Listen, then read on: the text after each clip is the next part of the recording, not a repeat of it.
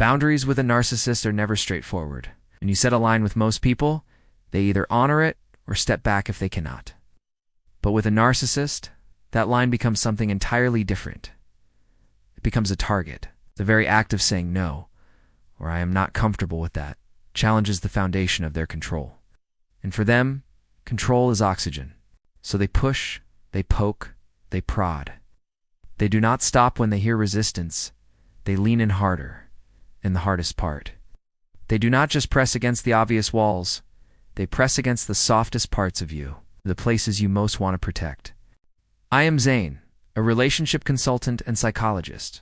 And today, on STR TV, we are diving deep into what it takes to hold your boundaries steady with a narcissist, how to stay planted even when they come at you with guilt, anger, and manipulation, and how to stay rooted when they hit the tender places you thought no one else knew how to reach. Let's explore it, my dear ones. Number 1. Understanding why they test you. Before you can hold your ground, you have to understand why they are trying to knock it down.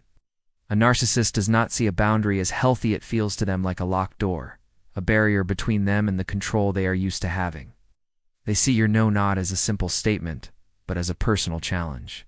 So when they push, it is not always about the thing they are asking for. Often, they are pushing just to see if you will give in. Because if you fold, if you move the line even an inch, they know they still have the power to bend you. That knowledge is almost more important to them than whatever they were asking for in the first place. Number 2, when they hit the tender places. Narcissists are not clumsy when they push. They are strategic. They know where your bruises are. They know which memories still sting, which insecurities still whisper in the dark. When they want to break a boundary, they do not hit you head on. They press right where it hurts. Maybe they bring up a mistake you made years ago, the one you still cringe to think about. Maybe they use guilt, saying, "After everything I've done for you, this is how you treat me." Or maybe they play on fear. "If you really loved me, you would." These are not accidents. They are deliberate jabs meant to make you doubt yourself, to make you wonder if holding your boundary makes you cold, selfish, or cruel.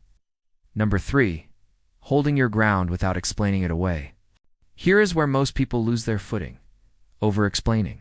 Set a boundary. "I cannot do that for you anymore," and when they push, you start to soften, start to justify it, offering long explanations, hoping if they just understood why, they would back off. But with a narcissist, explanations are not a shield, they are ammunition.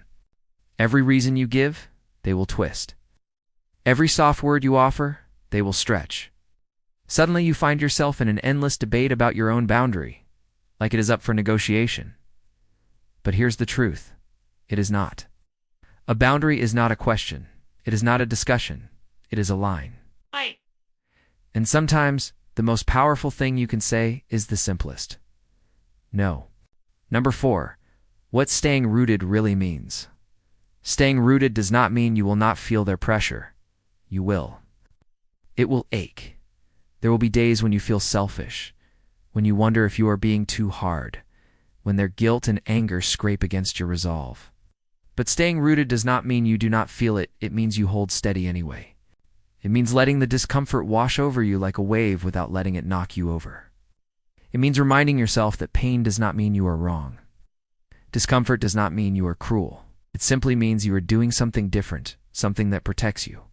Number 5, protecting your energy.